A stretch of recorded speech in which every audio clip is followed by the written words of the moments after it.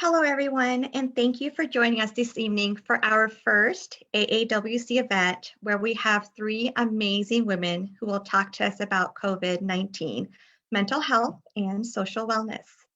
My name is Untitled Chapter, and I am one of the board members for AAWC. I hope everyone is doing as best as they can during these challenging times.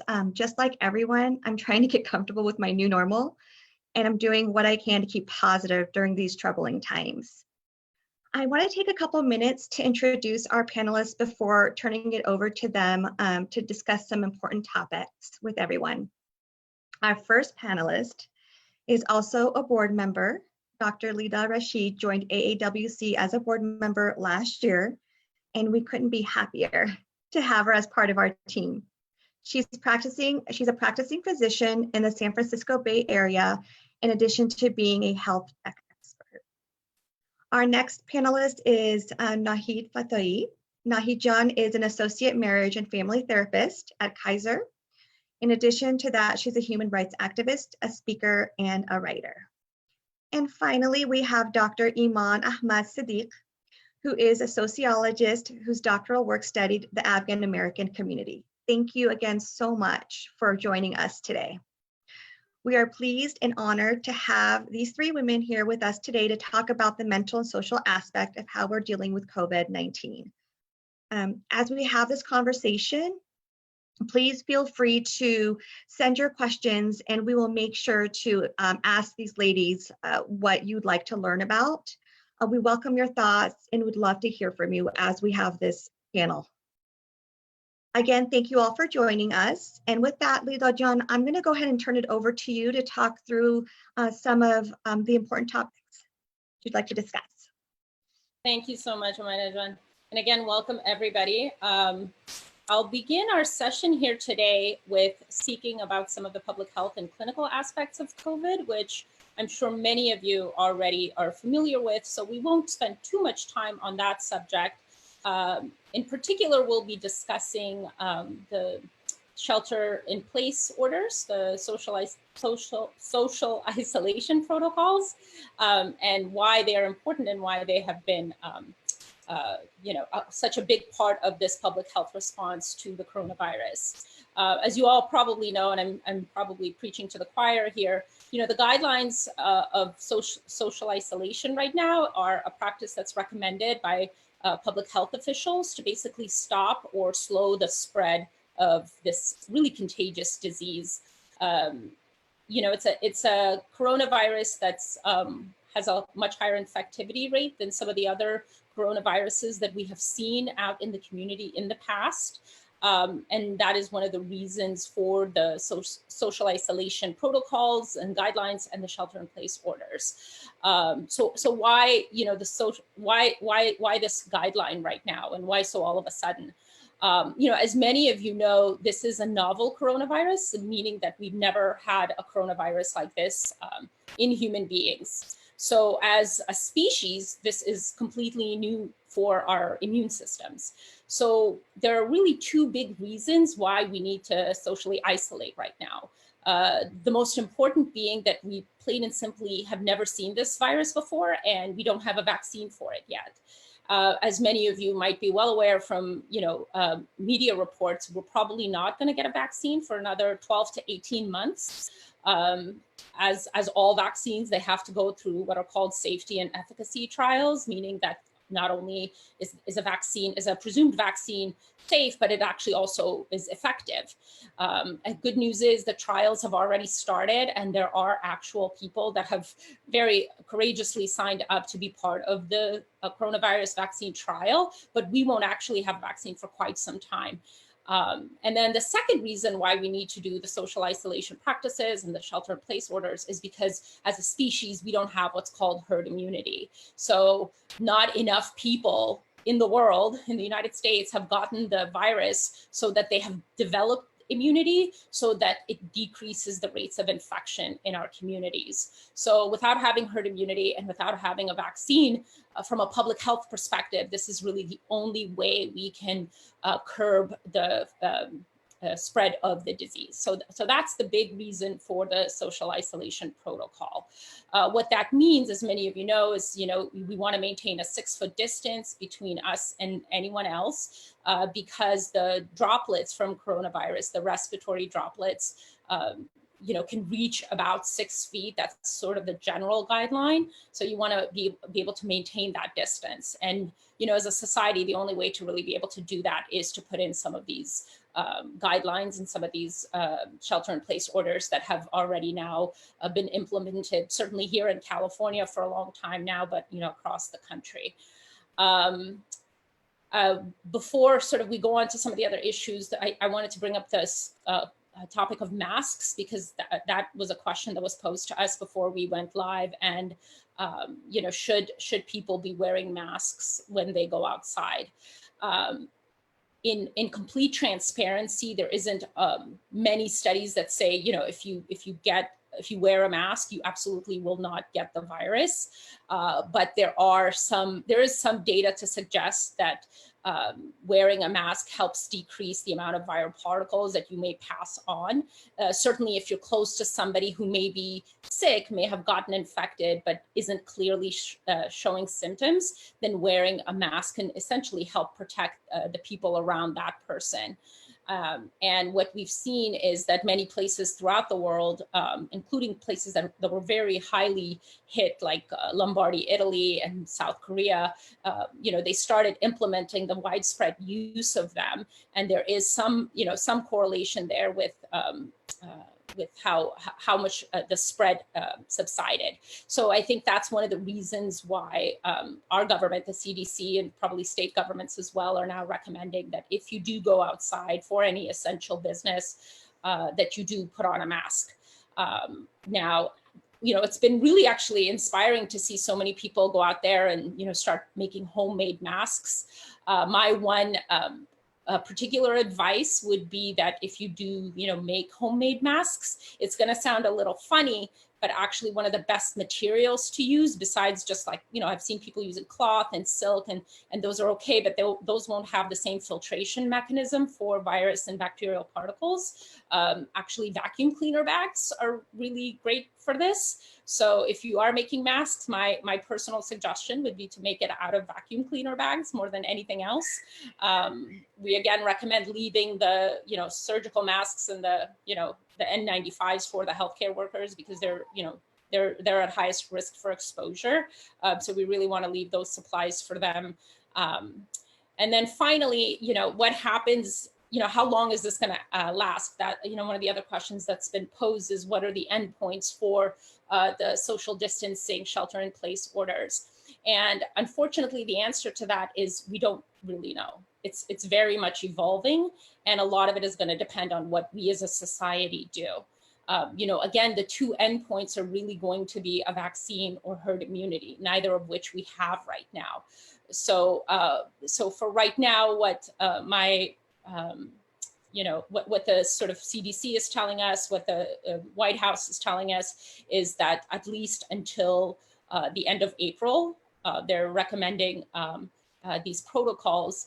But likely what most public health experts are saying is that over the next year, we may see something more of a rolling social isolation protocol, where perhaps certain parts of the country, or at certain times where we see the virus sort of stave off, we may pull back on those guidelines, or we may re-implement them. So I think we're in for a long haul, I guess, is the point I'm trying to make, which I think is all the more reason for us to really pay attention to the next two guests that we have on our call today, about how we're going to collectively deal with this, both as Afghan Americans, as women, and just as society as a whole. And so with that, I'll end my piece here and give it back to you, Imagery. Thank you, Leeda Jan. I appreciate the information, and you actually answered a lot of the different questions that we had received from our audience. One being, to your point, so will this come back harder? I mean, we see it kind of go down. Flu season usually goes away in the summertime. Viruses usually go away, but then once fall and winter come back, it seems like everyone starts to get sick again. And so one of those questions was around, so do you feel that we're going to have to isolate again and quarantine again in the fall, in the winter, and when is it going to go away? And to that point, Naijan, if that does potentially happen as we go up and down, how can we cope with these type of, in these type of times where we have isolation and really a lot of people, they're not used to this. So what can we do? What kind of strategies are out there for us to be able to, I guess, keep sane during these times? Hey, thank you, Leeda John. That was wonderful. And basically, people are currently, our stress levels and our anxiety levels have tremendously risen up. And there are two reasons behind that. One is that we need to adapt to this new way of living. And the other is the uncertainty that comes with this, right? Not knowing when this will end adds to our anxiety, it adds to our stress level, it adds to some depressive symptoms that we may have had in the past, and they are just showing up even more so currently. Having a little bit of anxiety and stress is normal. And so what I want people to kind of pay attention to is this stress, is this anxiety impairing me from functioning, right? From functioning through their everyday life. Example, if people are going through panic attacks, they're just thinking so far ahead in the future that grounding themselves in the present moment appears impossible. Well, the first thing to do is to, what I tell people, what I tell my own patients is to start challenging your thoughts, right?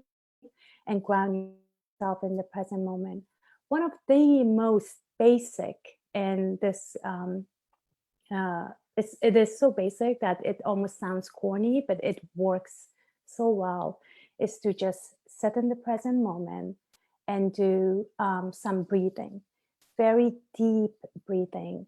There is a especially technique called Squirt Breathing, where you breathe in for 3 or 4 seconds, and then you hold it in for 3 to 4 seconds, and then you breathe out for 3 to 4 seconds, and then you let yourself be for 3 to 4 seconds.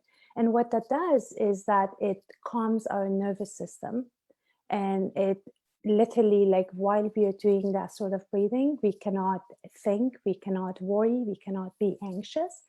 And so that can ground us in the present moment. And then the second step to this is there is a concept called radical acceptance, right? There are certain things in life that we literally have no control over. And what I invite people to do is to kind of expand, like, think of this as a circle, and this is you in the circle. Imagine yourself in the circle, and that's where you actually have control. So that health, that is what you put in your mouth, that is your diet, the time that you take a day to be active, whether it's for 10 minutes or an hour.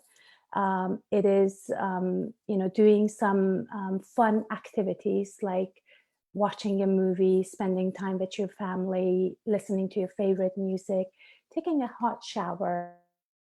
Those are the kind of things that you actually have control over. Now, whatever is outside of that circle, those are things that we don't have control over. And around those concepts comes radical acceptance, meaning you accept the problem as it is, and you tell yourself, I don't have the information to solve this. I don't know what to do with this. And I know that I have no control over it. Therefore, I'll focus on what I can control, right? And what we don't really have control over is job insecurity is one of them, right? Many of us who are working, we don't really know if we will be laid off in a few weeks or a few months or not. So worrying about things like that, where you really don't have an answer to and you don't have a solution to, and you find yourself worrying about it, then you realize that, no, these are outside of my circle, and therefore I will worry about it when I have a better answer for it, when I have a better solution for it.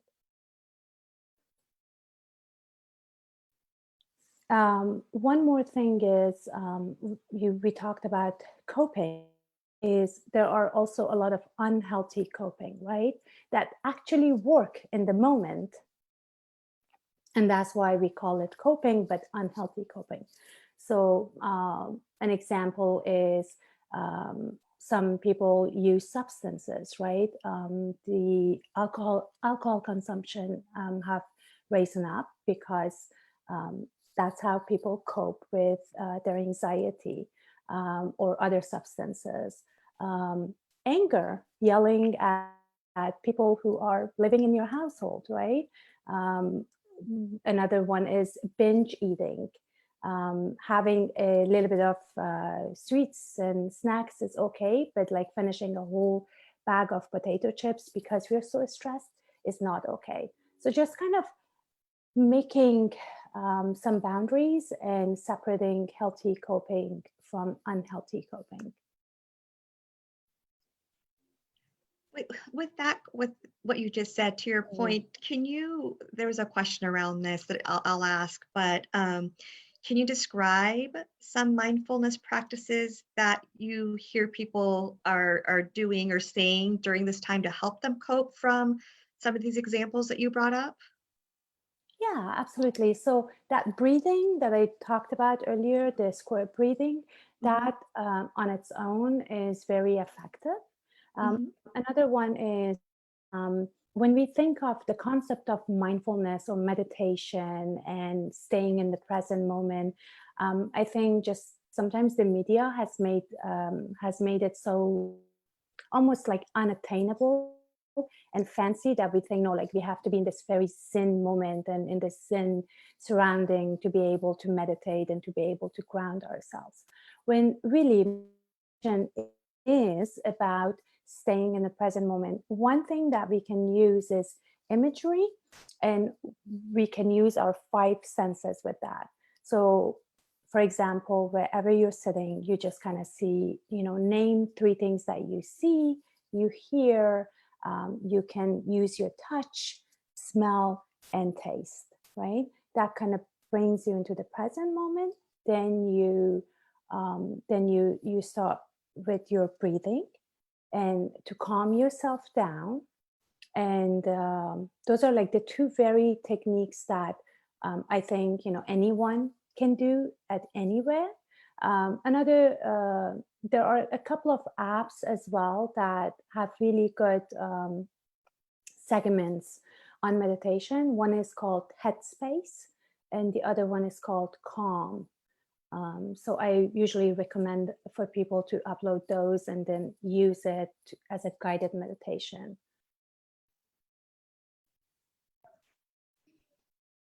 And as far as isolation and management tips with family, with children, you kind of brought up the fact that you're together all the time, so it's easy to just start yelling or screaming or snapping at somebody because you're just together all the time, especially now with the distance learning and taking care of elders who may be stubborn. What are some tips that you may have around that? That's a good question. Always remember that kids need a few things to thrive and to survive, but to thrive and survive together. Consistency, structure, love, and a sense of control, right? So what I mean by that is, what I have seen is that a lot of people, when the shelter in place started, we kind of treated it as if you're on holiday, especially I have a teenager and almost teenager. My own kids kind of started staying up late and getting up late in the morning, but they still have school. And so that really interfered with their mood and with their, not so much with their school performance, because we were able to catch it right at the beginning, right? So creating a routine and structure for kids is very, very important and crucial around this time. What I tell parents is to almost like sit down with your children on a Sunday afternoon and write down the whole week. We will wake up at this time, this is the time you will study, and this is what we do, and this is lunchtime, and then this is recess, and this is when we go to bed.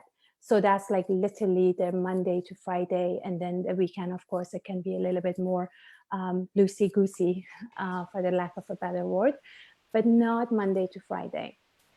Now, in order for kids to have a sense of control, it's good to get their perception, it's good to get their opinion. And what I tell parents is a trick that I think actually store owners back in Afghanistan, they had it, right? Like they would give you a price and then they would let you negotiate. And people felt really happy at the end, thinking they got a good deal, when really that good deal was the intended price at the beginning. You can use that trick with your kids, right? So if you want them to go to bed at 11, let's say at night, you have the 11 o'clock in your head, and you start in the bottom. You tell them, I want you to be in your bed sharp at 9, right? And then let the child negotiate their way. And at the end, it's really like a win-win situation. The children think that they're in control and that it was their decision. And then the parents get their way, right? So kind of, again, I'm sticking to that, creating that structure and that routine for kids, giving them a lot of love, and just sit down and listen to them and ask them, like, how are you feeling? How is this affecting you?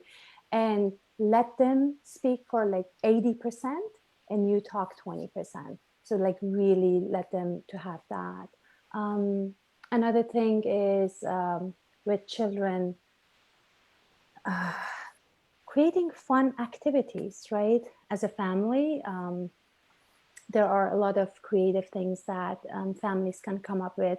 This is the best time to use some of those board games that, you know, we never touch, card games, watching movies together. I signed up for Disney Plus and Hulu, and I've never had those services before because we don't have cable. Just because I thought, you know, it would give us more option of like family friendly programs that I can sit down with my children and watch. And then I don't want to, if you want to come back to this later, I can talk a little bit about like just kind of having a control over our anxiety and anger. Yes, thank you so much, Noijan. I really appreciate all the information and best practices that you gave us to try out. I think that'll help a lot, especially that breathing exercise. I think I'm definitely going to utilize that. Iman John, I want to come to you now just to kind of talk, and Noijan kind of talk a little bit about certain things that she does with her children as far as, you know, the Afghan way, if you will, but I want to understand how this impacts our culture, and, you know, get some thoughts from you around that. Sure, and thank you all so much. Thank you, John, for those personal tips. I think it's definitely a dialectical process between the personal and the social, in the sense that we as individuals are going through one thing, but when we kind of connect that to the process of the community that we come from, I think it provides some sort of context that, at least for me, creates a bit of a healing process, or brings some ease into getting our heads wrapped around what's going on, right? Especially as Afghan Americans, we come from a unique place because we're from a collectivist culture, meaning that our culture is based on the group comes first, and then the individual comes after that, right? So the needs of the group are more important and demanding, and those have to be respected before you take care of yourself. And that's just how Afghan culture is, which brings a lot of beautiful aspects to our lives, you know, the hospitality that we experience, the generosity, the family structures that we have. But it's also difficult because you recognize that you're Afghan Americans, and especially in this time of social isolation and all of that, it brings a lot of competing demands that are particularly unique to our generation. And I guess the youth, by youth I mean like those in their 20s to like mid 40s, who are kind of experiencing that, because we're the ones that live in both cultures, right?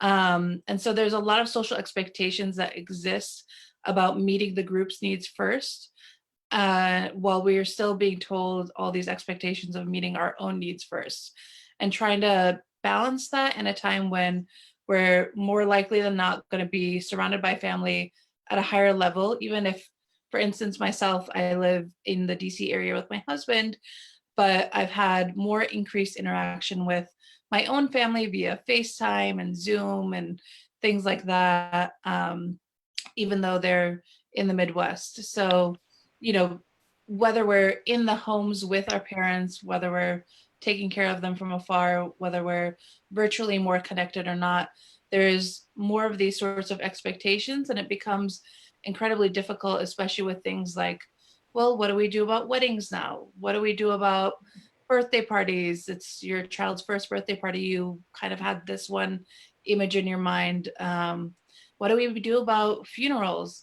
You know, how do you not go and console your family members after a loss? Especially Afghana, I mean, what do you do in that situation?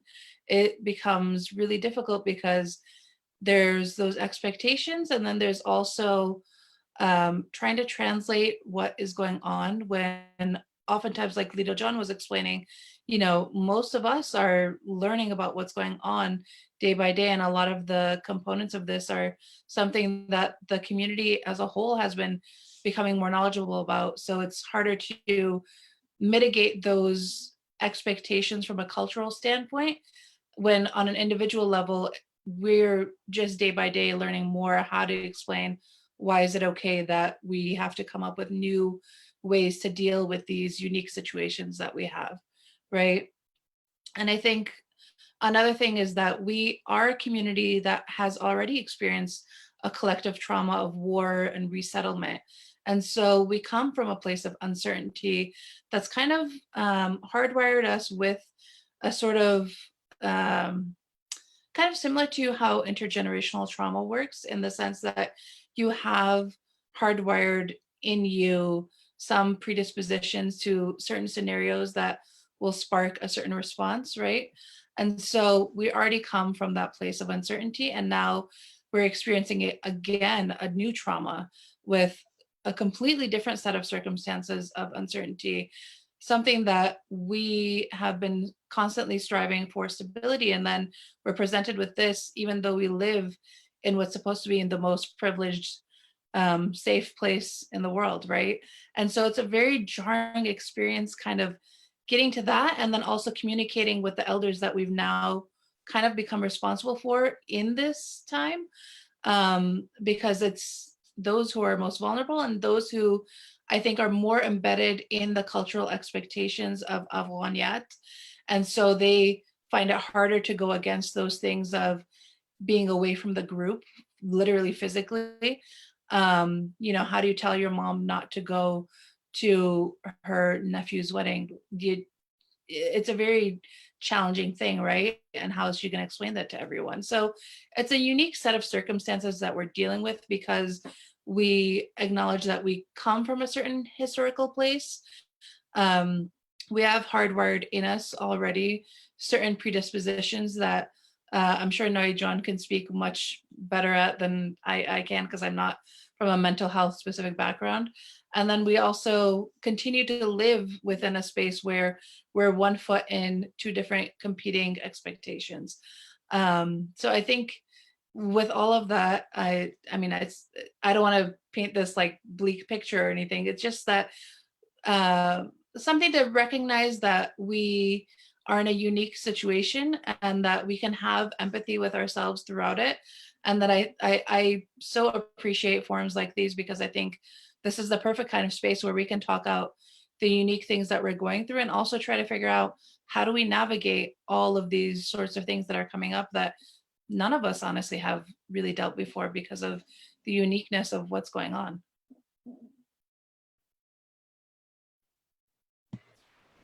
I want to actually ask a question that, as you were talking, Iman John, really made me think. But I actually think the question will be relevant to both you as a sociologist and to Noi John as a therapist. Do you think, as a community, we are better prepared in these kinds of situations? And I ask that for two reasons. I think there's a natural part of me that thinks if you've been through trauma, in some ways, you know, maybe you're prepared better for it. But then the other part of me thinks about how Afghans in general are with concepts like mental health, right? We're not the best at recognizing, at validating, for example. And so when the time comes for us to need that, how you know, what do we do? So I think it's actually a question really to both of you. How do you think, as Afghans, we're going to meet this moment? I guess I can jump in with some initial thoughts, and then Noi John can jump in. I guess my worry is kind of what you were saying, that Afghans haven't been the greatest at dealing with their mental health challenges, or even addressing or acknowledging them. And so sometimes when you haven't had the professional guidance for those things, but you have experienced trauma, you develop coping mechanisms that, or ways of dealing with it that may not be the healthiest. And so I think sometimes there's a return to that in a way. For instance, I know a lot of folks had a difficult time convincing their parents, please stop going to work, please don't go out to this and that place. And really the mindset of the parents is, well, if I get it, I'm going to pass. Worse things have happened to everyone in our community. It is how it is. And that's a very unhealthy mindset, but you can understand where they're coming from given what they've experienced before. And so it's a greater challenge to us. What do you say to that? You know, like, how are you supposed to even reply back to someone who's kind of like in this mindset that I'll pass when it's my time because it's happened to everyone else I know. And if this is what it is, then it is what it is, kind of thing, you know? This sort of God wills it kind of, right? Yeah. It's interesting. Wow. No, John, yeah, your perspective as well. I agree. This is really complex and layered. Yeah, no, absolutely. There has been a research done. Hopefully we can do more research on Afghans in particular. But this research, I believe, was done on Holocaust survivors and their resilience, and how after surviving such a traumatic event, later in life, they were really able to thrive more and to live under stressful conditions in a not very anxious, stressful, depressive way, right? So there is some research that indicates, because we have been through a lot of hardships, 40 plus years of war, resettlements, being a refugee, immigration, just that whole process, right? And now it's coronavirus. How do you deal with it, right? Some of us, for example, myself, who have lived in Afghanistan for a short while, we went through, like, you know, the times that we could not leave our homes because it was being bombarded, right? Or just fearing for our lives and not knowing, are we going to be alive tomorrow or not? So when you have gone through some traumatic situations as that, this does not seem as bad. You almost know that, okay, I can cope with this, I can do this, right? The second part of this question was mental health in Afghans. And yeah, you both are absolutely right. We are, as a nation, as a culture, we are just not open to receive or to talk about our issues.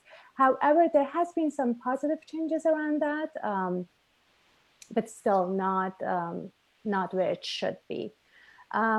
My suggestions for those parents who say, well, zindagi da dast khudast, or, God willing, is that, we can counter that by saying, and God has also said that human beings are, they must take care of themselves because they're my gifts on earth, basically, right? So we can sort of reason with that. Another point that I think, some of us do have the luxury of this isolation. Like, we literally can keep ourselves isolated, still work, still pay our mortgages or rents, and put food on our tables, right? But it is important for us to collectively recognize and acknowledge that this is an advantage. This is a luxury that some of us have and many people don't have, right? So if somebody is saying, no, I do have to go to work, if they're working in one of those businesses that are a part of the essential businesses, then, what is it that they can do to keep themselves safe, right? And what is it that we can do for them or offer them, right? This is the time where we can actually offer our help to the people around us.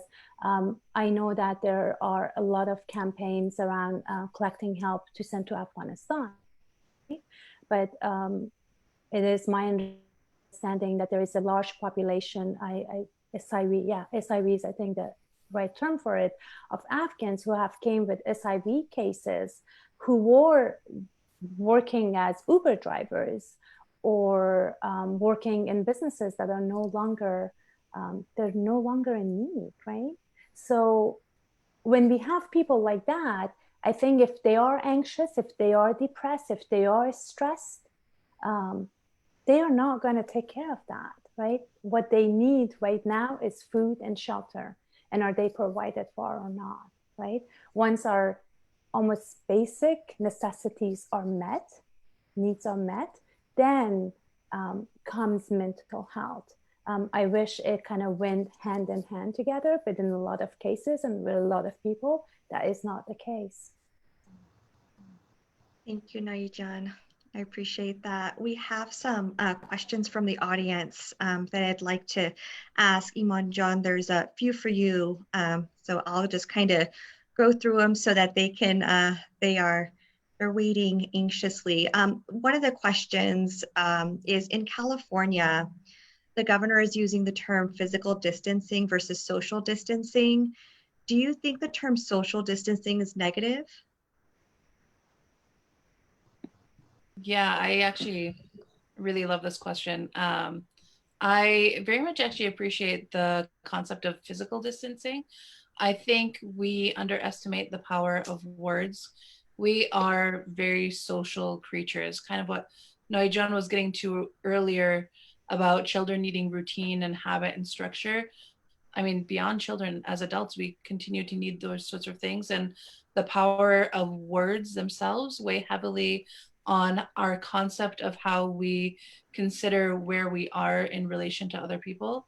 So I do think that social distancing is not an ideal term because it emphasizes this disconnect from the social, when in fact we have creative technologies that perhaps are not perfect in terms of filling that complete need for the human interface that, I mean, we all have a deep need for, but physical distancing, I think, captures better what is being asked of people and kind of, I think, lessens the sense of burden being placed on people's shoulders of what to expect and what to take on, because it's kind of lowering the bar of what we're facing in the the world outside of our homes. That's really interesting. Would you mind expanding on that a little bit in terms of, um, this is going to be long. I've said that sort of in a couple of different panels, that we are in for a long haul here, being completely transparent from the public health side. This is not going to, I think most people think it'll end at the end of April and are a little bit unsure, but even the Surgeon General today said, it's probably not going to be at the end of April. Yeah. So we are in this, we're going to be in this fight really for a while. So I wonder if you could, both of you actually could speak even more to that. Like, how do we talk to each other during these times?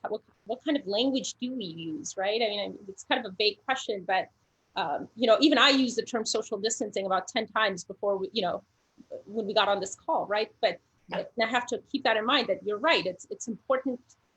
Language matters. It's important to sort of keep especially because that's all we're doing right now, right? We're not face to face hugging and chatting and seeing each other. We're just talking. So what does that all mean or look like?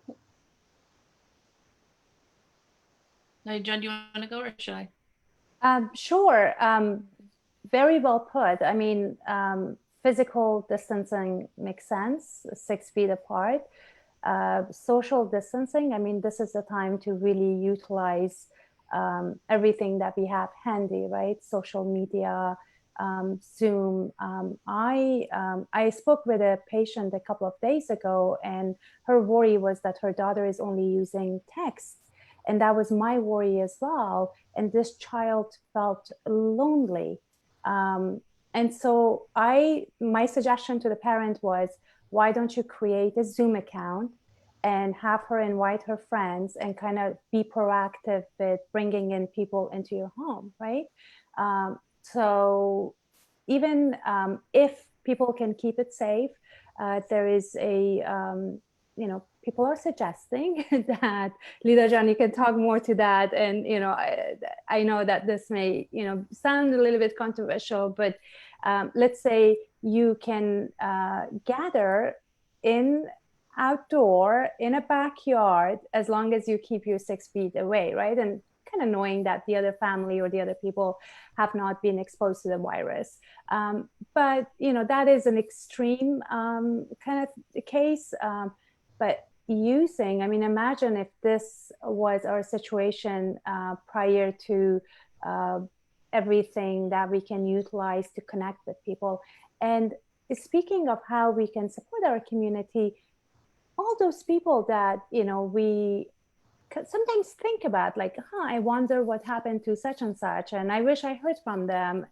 This is the time to actually pick up the phone and make a phone call, call your aunts and uncles and father and mother's cousins and distant cousins if you can, because literally you will give them, I think, some kind of like emotional support, but that human touch, right, without seeing them in person.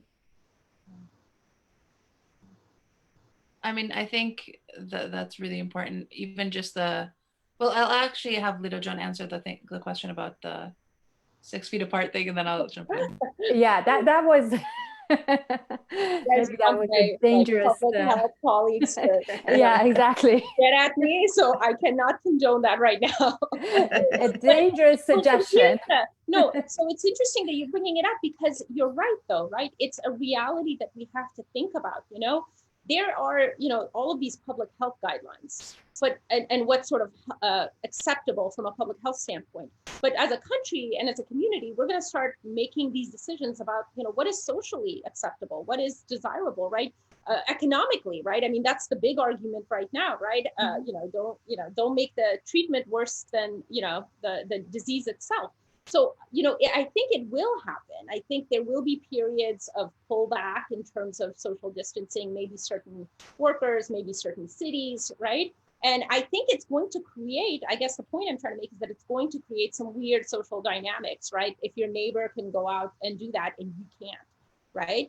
This is why I'm like, and again, Iman John, I'm like so interested in hearing sort of your response to that, because, you've made some really great points, right? I mean, she brought up this issue that I think we will be facing, Yeah. I mean, I definitely think so. Just to reiterate for those who might be jumping in now, the question is, we have a new situation going on that's, it's probably going to be longer than April, possibly a year, who knows how long. And how do we deal with this as a community with something that's lasting longer? What do we do, right? And how is that going to impact us? I think there's several things. One, we talked about the language we use is important in terms of how we define what we're experiencing, and to try to recontextualize how we say things. So I love that. I mean, no surprise that California is the one that's leading the thing saying physical distancing instead of social distancing, kind of lowering our anxieties about what is going on, right? But I think we will probably be seeing a lot more creative responses and ways to deal with what's going on. I've seen, it's very cute on my Instagram friends, I've seen people doing drive-by birthday parties where no one gathers in the house, but they have their van with their kids drive by, and they've had a sign attached to the outside of the car, and then they just honk and wave, and the kid is standing on the driveway, and that's the birthday party that they did. So things like that where it's still safe and it's still having that human interaction, but it's a new creative means that we had to come up with. And I think, in human history, people in their nature were built to be resilient, creative, and come up with new ways to deal with new situations that we haven't done so before. I mean, that's what our parents did when they rebuilt their whole lives in a country that they weren't from, right? And I don't mean to be dramatic by stating it in that kind of way, but I think if we realize that we have the capacity and still maintain empathy in the expectations that we set for each other in terms of, you don't have to jump to the moon tomorrow, you don't have to have the solution today, but that each day will be unique, and kind of see this as spin some optimism in the sense of this is a unique time where things are just shifting. It used to be awkward to call someone on the phone, and now people randomly will FaceTime you and you only used to text with them ever, so things are changing in a way that there are some positives too. And I've seen it even with the older generation too, where everyone has kind of, you're forced to find ways to deal with it. Even my grandmother is forced to now learn how to use those emojis that we taught her one time, all those sorts of things. You're kind of answering the next question around how can communities support each other virtually when that older community may not be familiar with technology. To that, and what are some ideas that can be implemented for those older Afghans who may not be that great with the technology right now? Yeah, I mean, the blessing is that oftentimes the elders in our communities are within somebody's home. Somebody's grandchild is next to the grandma, so they can set up Zoom for them. I mean, my family even had a virtual khatim, which seems kind of, I would never have thought that would happen, but it did. And I think it brought some healing for the older folks. We all have iPhones, so we all got on like a huge family FaceTime, things like that. And it may be harder for older folks who live alone, but you'd be surprised, they all know how to use and access the satellite TV and the dramas and stuff like that. They have the capacity to learn how to use that iPad you bought them 5 years ago too. I think it just might take some creative means and a little bit of patience to guide them through that. And then once they get the hang of it, you're seeing a little bit more of some of those sorts of things. And to that, I would say, yeah, just pick up the phone, start with that, pick up the phone and call them, right? And become creative with it. I've seen it a lot on social media where they kind of go behind the window and they talk and, just showing maybe, if if you can, drive by their home and say, like, why don't you, stand in front of your door and I will be in my car. I will just kind of like, talk loud and say that, hey, I care for you. Essentially, all of these actions that we are doing is to tell those individuals, especially the elderly or the ones that we know who are alone, that you are not alone. There is somebody out there who cares for you and who care about you. Yeah, and I think even to that point, there's things like, I know someone who, they had a birthday party and they ended up sending Uber Eats Afghan food to the grandma. Oh, that's nice. They're not able to be at the birthday party, but it's more of like those small gestures we can still do. We can still mail care packages. We can still send photos. We can still do things like you said, drive by the house, check in on them more. I think the sad thing is that the elderly in our community often already have been neglected. And it's only now that we experience the distancing that we realize what they experience more on a daily basis, because they don't have the, every day of going to work with colleagues and this and that to interact with people. So I think if anything, maybe this will help us learn how to do things during the virtual sort of atmosphere that we have, but also carrying it on after this is all settled, because they'll continue to live in that reality where they don't have as much interaction, but they still have that desire. Thank you. Another question, what has your experience been, and Leeda, maybe this is more for you or really for any of you, but what has your experience been like as a healthcare provider? So I'll actually segue a little bit from what Iman and Naijan were talking about in terms of what I think people in general are going through. So, as a healthcare provider, and I guess as somebody who's considered frontline because I staff hospital patients, and we have COVID positive patients, we have patients in the ICU. It's really overwhelming, and I've worked in hospitals in Afghanistan, and I've worked, in rural parts of this country. It's really overwhelming. And we as a hospital, I have to admit, don't have like, New York type cases. We don't have like 1,000 cases in our hospital, but just, the air of uncertainty around the disease. And in particular, as I was, telling you guys before this call, having patients a lot of time who are elderly and are already very sick, or maybe, have some, cognitive impairment, Alzheimer's, things like that, and having to see them alone at the hospital, it's really stressful. And in particular, with Afghan patients, I think in some ways it even falls harder because, we are a community that's very closely knit. We do, like Iman was saying, we do, live with our grandmothers and our mothers. And so, it's been hard to sort of see them not be able to be with their loved ones while they're sick. So that has been a big part of my anxiety with it. Along with, I think, a lot of other healthcare workers, it's always anxiety provoking to feel like, are we going to run out of PPE? Because that is a thing right now. And, am I going to bring it home to my, 13-month-old?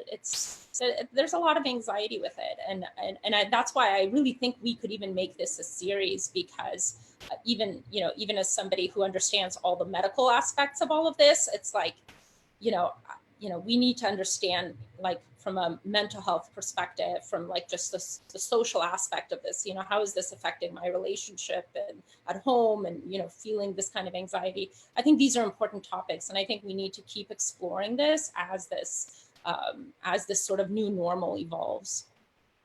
Great. Naijan or Iman John, do you all have anything that you'd like to add as to how this experience has been for you? For me, as well, I mean, I am seeing, I work for Kaiser, and all of our in-person appointments, which were 95% of our appointments, have turned into phone visits or video visits. With therapy, with psychotherapy, a big part of a session is that connection that we can make face to face. And that especially has become harder with first-time intakes, first-time patients. With the ones that I've already built a rapport with, it's easier because they know what's going on. I